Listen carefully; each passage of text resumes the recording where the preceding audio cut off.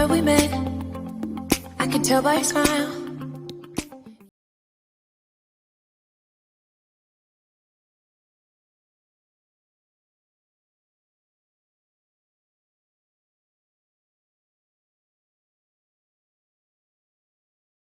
السلام علیکم. سعدیہ عابد the writer کے آفیشیل یوٹیوب چینل پر خوش آمدید. ویڈیو کو لائک کریں، چینل کو سبسکرائب کرنا نہ بھولیں. میں ہوں ماہا ملک. آج کی اس ویڈیو میں ہم سعدیہ عابد کے پہلے ناول تو ہی میرا صاحبہ کی بات کریں گے. تو ہی میرا صاحبہ ردا ڈائجسٹ میں 2007 میں شائع ہوا اور قارئین میں بہت مقبول ہوا. یوٹیوب چینل کے ناظرین و سامعین کے لیے آج اس کی چوتھی قسط پیش خدمت ہے. اس کی ہمت بھی کیسے ہوئی اس طرح سے سوچنے کی. وہ اس قابل ہے کہ کوئی شریف لڑکی اس سے عمر بھر کا رشتہ جوڑ لے. پلیز رخسار، کول ڈاؤن یار. تم نہیں چاہتی تو انکار کر دینا. تم اب بھی چاہنے کی بات کر رہی ہو. میں اس کے متعلق کچھ سوچنا بھی نہیں چاہتی. اس نے مجھے سمجھ کیا لیا ہے؟ پہلے دوستی کا ہاتھ بڑھاتا ہے، پھر زبردستی کرنے کی کوشش کرتا ہے، اور اب اسے لگتا ہے کہ میں اس سے شادی کر لوں گی جس سے میں شدید نفرت کرتی ہوں. کیوں ثانی، کیوں وہ میرے پیچھے پڑ گیا ہے؟ میں نے اس کی وجہ سے اپنے خواب ادھورے چھوڑ دیے، اپنی ذات کا مان کھو دیا، اپنی انا اور خودداری سب اس کے قدموں میں ڈھیر کر دی. اور وہ ہے کہ دن بدن مجھ پر زندگی کا دائرہ تنگ کرتا جا رہا ہے. میں نے اس کا ایسا کیا بگاڑا ثانی کہ وہ مجھے چین و عزت کی زندگی نہیں جینے دے سکتا؟ کیوں وہ میری خوشیوں کے راستے کی دیوار بن گیا ہے؟ میں کیا کروں ثانی، مجھے کچھ سمجھ نہیں آ رہا. اس سے میں شادی کرنے کے متعلق سوچ بھی نہیں سکتی. کیا میں اپنی وہ بے بسی بھلا سکتی ہوں؟ کیوں وہ میرے سامنے رہ کر مجھے اذیت دینا چاہتا ہے ثانی؟ میں نے اس سے شادی نہیں کرنی. جو عورت کو محض کھلونا سمجھتا ہے، جس کی حیثیت روپے پیسے کی مانند ہوتی ہے، کبھی ایک ہاتھ میں تو کبھی دوسرے ہاتھ میں. مجھے دولت کی ہوس تو کبھی نہیں رہی. میں نے تو ہمیشہ ایک پاک باز شوہر کی تمنا کی ہے جو عورت کو احترام دیتا ہے، محض رشتوں کو نہیں. اس کے لیے ماں بیٹی کی عزت اس لیے معنی نہیں رکھتی کہ اس سے ان کا کوئی تعلق ہے، بلکہ اس لیے رکھتی ہے کہ وہ عورت ہے جسے خدا نے بہت پیار سے تخلیق کیا ہے، جو گھر کو جنت بناتی ہے، زندگی کو حسن بخشتی ہے. اور حدیم شاہ عورت کو کٹ پتلی سمجھتا ہے. رشتوں کے تقدس کی اسے سمجھ کبھی بھی نہیں آئی، اور میری حیثیت بھی تو ایک کٹ پتلی کی سی ہے کہ وہ اپنے دوستوں کے سامنے فخر سے سر اٹھا کر چلنے کے لیے کبھی دوست تو کبھی بیوی بنانا چاہتا ہے. اور میں بھی عزت سے سر اٹھا کر چلنا چاہتی ہوں. میں عزت سے جینا چاہتی ہوں ثانی. مجھ سے یہ سب نہیں ہو پائے گا. اس شخص کی بیوی بننا میرے لیے بہت کٹھن ہے، کیونکہ مٹی سے کتنی ہی عقیدت کیوں نہ رکھی جائے، اسے اٹھا کر ماتھے پر نہیں سجایا جاتا، کیونکہ مٹی کے نصیب میں قدموں میں رلنا ہی لکھا ہے. آج وہ کسی بھی جذبے کے تحت یا شرمندگی کے باعث مجھے اپنانا چاہتا ہے، اور یہ رشتہ جس عزت و مان کا متقاضی ہوتا ہے نہ وہ مجھے دے پائے گا، اور نہ ہی میں اس کے لیے اپنے دل کو کبھی وسیع کر پاؤں گی. ایسے میں ہمارا مستقبل کیا ہوگا؟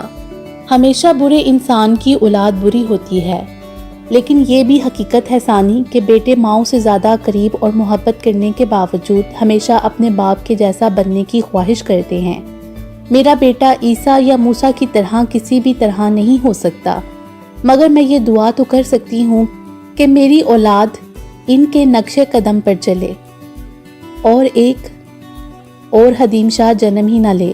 اس دھرتی پر عورت کی عزت نہ کرنے والا ایک مرد پیدا ہی نہ ہو. میں آئندہ کے مستقبل اور نسل کی بقا کے لیے حدیم شاہ سے شادی نہیں کر سکتی. رخسار واحدی عجیب بے بسی کی منزل پر کھڑی قسمت سے شکوہ کنا تھی. ثانیہ نے اس پر نظر کی. وہ زرد رنگ کے لون کے سوٹ میں اس کا ہم رنگ دوپٹہ شانوں پر پھیلائے آنکھوں سے موتی برسا رہی تھی اور لہجے میں بے بسی گلی ہوئی تھی. میں جانتی ہوں رخسار، کسی نتیجے پر پہنچنا، اس شخص سے شادی کرنا تمہارے لیے بہت مشکل ہے، لیکن تم جو کہہ رہی ہو وہ درست نہیں ہے. مجھے اس بات سے اختلاف نہیں ہے کہ وہ عورت کی عزت نہیں کرتا، کیونکہ اس نے عورت کی عزت کبھی کی ہی نہیں ہے. لیکن یہ بھی سچ ہے کہ رخسار کے آج اگر تم دنیا والوں سے آنکھیں ملا پا رہی ہو تو یہ صرف اس کی بدولت ہے۔ میں اس کے اس عمل کو صحیح نہیں کہہ رہی، مگر تمہاری ناؤ کو مجدار سے نکالنے والا کون تھا؟ اور تم بھی تو یہی سب سوچ کر اس کی پارٹی میں گئی تھی نا، تاکہ اس کا احسان چکا سکو۔ میں اس کا احسان چکانے نہیں، اسے دوبارہ ایسی غلطی سے روکنے کی خاطر وہاں گئی تھی۔ تمہیں لگتا ہے وہ احسان چکانے کی کوشش تھی؟ تو اس کوشش میں رخسار واحدی مکمل طور پر ٹوٹ گئی تھی۔ میرا کردار جن لوگوں کی نظر میں بلند تھا، انہی کے سامنے میرے کردار نے آڑی ہچکی لی تھی، صرف خدیم شاہ کی بے قرار روح کی تسکین کے لیے۔ اس کے ادھورے یقین کو مکمل کرنے کے لیے رخسار واحدی وہاں گئی تھی، اس کی ناک اونچی رکھنے کے لیے جھک گئی تاکہ وہ یہ غلطی دوبارہ نہ دہرائے۔ میرے اندر کا ڈر مجھے وہاں لے گیا تھا، کیونکہ اس دن کافی شاپ میں اس نے کہا تھا کہ وہ مجھے گولی مار دیتا یا پھر، اور اس پھر سے رخسار واحدی گزر چکی تھی۔ وہ لمحہ کیسے بھولوں ثانی، جب میں اس کے قدموں میں بیٹھی اپنی وہ پیشانی رگڑ رہی تھی جو صرف خدا کے آگے جھکی تھی۔ اس نے مجھے جھکانا چاہا، میں جھک گئی۔ اپنی عزت بچانے کی خاطر وہ سب کیا جو کبھی مر کر بھی نہیں کر سکتی تھی۔ اب وہ مجھ سے شادی کرنا چاہتا ہے تو میں کر لوں، صرف اس خوف کی وجہ سے جو مجھے اس سے محسوس ہو رہا ہے۔ ایک خوف کی خاطر اس کے پاؤں پڑی تھی تو دوسرا خوف مجھے اس کی چوکھٹ پر لے گیا، لیکن اس خوف کے باوجود میں اسے شادی نہیں کر سکتی۔ مجھے حرام موت مرنا تو قبول ہے، مگر اس کی پناہوں میں جانا منظور نہیں ہے۔ میں اس انسان کو اپنی عزت کا محافظ کبھی نہیں بنا سکتی جو اسی کو لوٹنے کے در پر تھا۔ پھٹی چادر اوڑھ تو لی جاتی ہے، مگر ایسی چادر ہونے نہ ہونے کے برابر ہوتی ہے، اس سے تن چھپ نہیں پاتا۔ رخسار واحدی کرب سے کہتی، بے دردی سے آنسو صاف کرتی، ثانیہ کے خوبصورت بیڈ روم سے نکلتی چلی گئی، اور وہ دروازے کی اوٹ میں چھپا اس کو تقریباً بھاگتے ہوئے لانچ کراس کرتے ہوئے دیکھ کر خود بھی باہر کی جانب بڑھ گیا تاکہ ثانیہ اسے وہاں دیکھ نہ لے۔ آنٹی، یہ ٹائی میں نے پسند کی ہے، آپ نہیں لے سکتی، یہ میں نے لینی ہے۔ اس نے اپنے سامنے کھڑی 6 سالہ خوبصورت سی گول مٹول بچی کو دیکھا جو پنک کلر کی فراک، چوڑی دار پجامے میں ہم رنگ سکارف اوڑھے بہت خوبصورت لگ رہی تھی، اور نیلے رنگ کی ٹائی لینے کو بے چین تھی۔ یہ ٹائی آپ کیسے خرید سکتی ہیں بیٹا، کیونکہ آنٹی اسے آلریڈی خرید چکی ہیں۔ اس نے ویسے ہی کہا تھا، کیونکہ اسے خریدنے کا اس کا کوئی ارادہ نہ تھا۔ نبیل کو یہ رنگ پسند ہی نہیں تھا جو وہ اس سے لے لیتی۔ آپ لے لیں، بٹ کوئی فائدہ نہیں ہوگا۔ کیوں بھائی، کیوں فائدہ نہیں ہوگا اتنی خوبصورت ٹائی خریدنے کا؟ اس نے ٹائی ہاتھ میں لیتے ہوئے کہا۔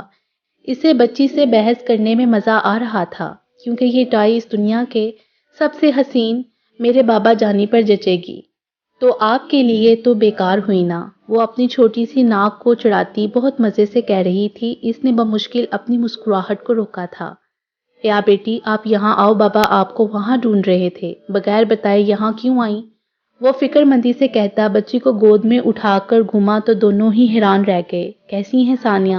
میں ٹھیک ہوں۔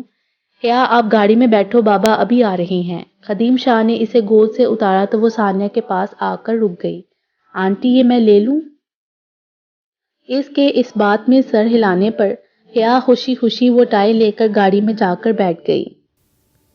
آپ کی بیٹی بالکل آپ پر گئی ہے، اپنی پسندیدہ چیز حاصل کرنے کے لیے ایک دم کریزی۔ ثانیہ نہ چاہتے ہوئے بھی طنز کر کے پلٹ گئی، جبکہ بچی کا حلیہ اسے ایسا کرنے سے روک رہا تھا۔ خدیم شاہ اس کے طنز کو پی گیا اور اسے جانے سے روک دیا۔ ثانیہ آج تنہا ہی بچوں کی شاپنگ کرنے نکلی تھی اور 7 سال بعد خدیم شاہ کو دیکھ کر حیران تھی۔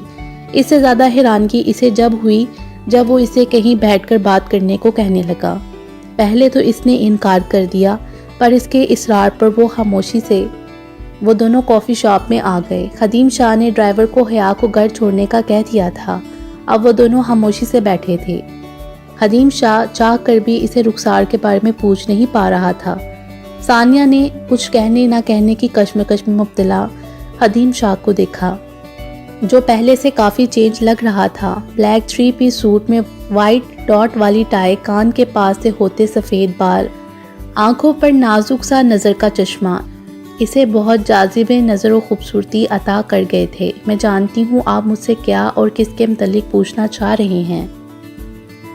میں نے یہ 7 برس بہت کرب میں گزارے ہیں، ہر لمحہ ندامت سی محسوس ہوتی تھی، لیکن دل کے کسی کونے میں یہ امید زندہ تھی کہ میرے لنڈن شفٹ ہونے کے بعد وہ سکون سے پیپرز دیکھ کر ایک بہترین شخص کی ہمراہی میں بہت اچھی حیات بسر کرے گی۔ حدیم شاہ نے اس کا اندازہ ظاہر کرنے پر ٹھہر ٹھہر کر کہا، مجھے کوئی حق نہیں پہنچتا، مگر اپنی اذیت کو ختم کرنے کے لیے تھوڑا سا سکون حاصل کرنے کی خاطر جاننا چاہتا ہوں کہ وہ میرے دور جانے کے بعد خوش تو ہے۔ وہ بہت ٹوٹے لہجے میں دریافت کر رہا تھا اور وہ ششو پیج میں تھی کہ اسے رخسار کے بارے میں بتائے یا نہیں۔ کوئی بات نہیں ثانیہ، میں تو کبھی قابل اعتبار رہا ہی نہیں، اور ہمارے درمیان تو کلاس فیلو والی بھی کوئی بات نہیں تھی جو آپ مجھ سے کوئی بات کریں۔ تھینکس کہ آپ نے مجھے اتنا وقت دیا۔ ثانیہ کو جانے کیوں ندامت نے گھیر لیا اور وہ رخسار کے بارے میں بتاتی چلی گئی۔ اچانک ہی پتہ چلا تھا کہ آپ یہاں سے ہمیشہ کے لیے چلے گئے ہیں، اور آپ کے جانے کے بعد میرے مجبور کرنے پر رخسار نے پیپرز دے دیے۔ اس کی منگنی 4 سال پہلے ہوئی تھی اور 1 ماہ قبل ٹوٹ گئی ہے۔ لیکن کیوں؟ لڑکا ساؤتھ افریقہ میں جاب کرتا تھا، اس نے وہیں شادی کر لی اور یہ بات رخسار کے گھر والوں سے چھپائی رکھی۔ وہ تو ایک عزیز کے ذریعے پتہ چلا تو منگنی کی انگوٹھی واپس کر دی گئی۔ یہ صدمہ انکل برداشت نہ کر سکے۔ رخسار ایک ہاسپٹل میں جاب کرتی ہے، وہ سائیکالوجسٹ ہے، جبکہ آنٹی اس کے لیے بہت فکر مند رہتی ہیں۔ ثانیہ بہت دل گرفتگی سے کہتی، موضوع بدل کر اس کے بارے میں پوچھنے لگی۔ بیٹی تو آپ کی بہت پیاری ہے، اس کے علاوہ کتنے بچے ہیں؟ حدیم شاہ نے غائب دماغی سے اس کو سنا اور پھر چونک گیا۔ کیا پوچھ رہی تھی آپ؟ بیوی بچوں کے ساتھ یہیں شفٹ ہو گئے ہیں یا واپسی کا ارادہ ہے؟ خود کو سنبھالتے ہوئے جو انکشاف اس نے کیا وہ ثانیہ کو بہت زیادہ حیران کر گیا، اور وہ خود کو ایک بار پھر طنز کرنے سے باز نہیں رکھ پائی تھی۔ اوہ، پھر یہ بچی؟ پلیز ثانیہ، کچھ غلط کہنے سے پہلے یہ جان لیں کہ یہ اویس کی بیٹی ہے۔ اویس اور بھابھی ایک ایکسیڈنٹ میں گزر گئے، تب حیات 2 سال کی تھی۔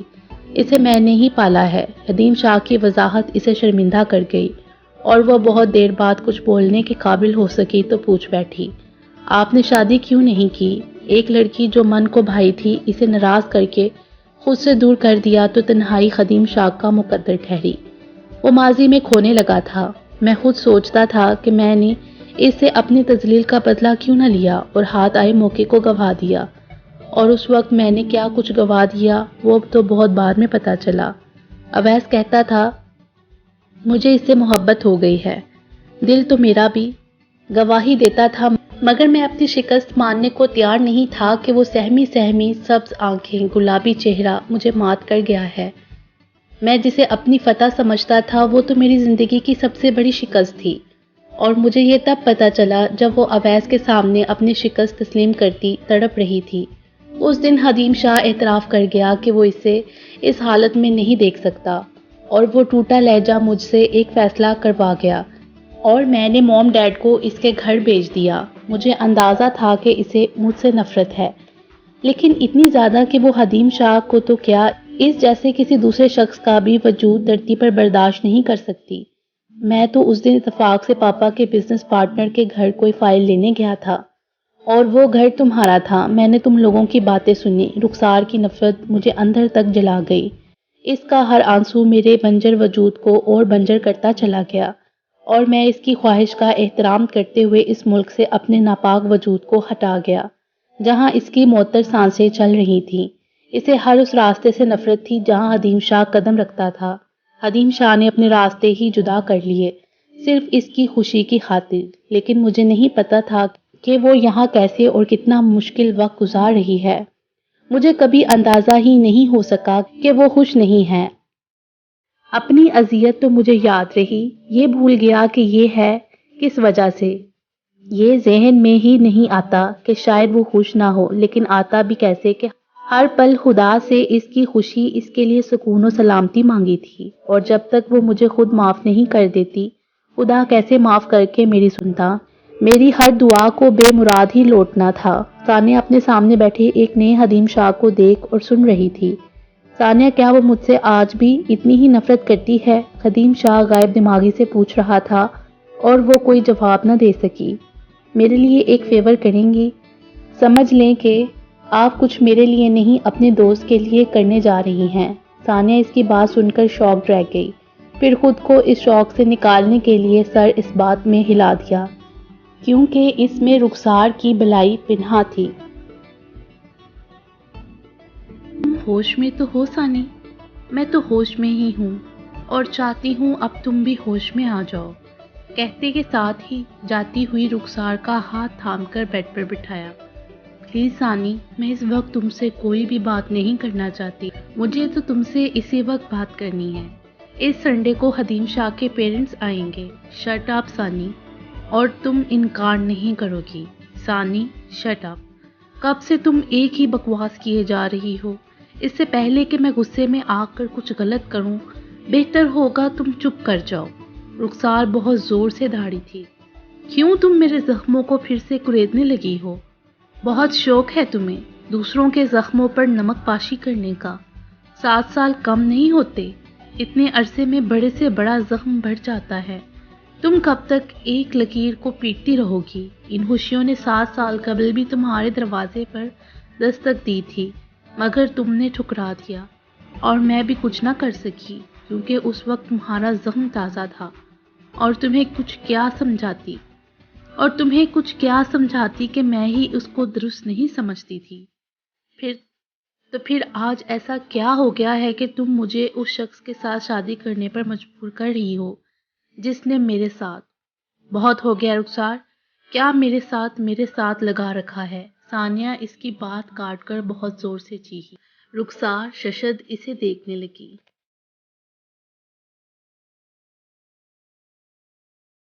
امید ہے آپ کو ہماری ویڈیو پسند آئی ہوگی۔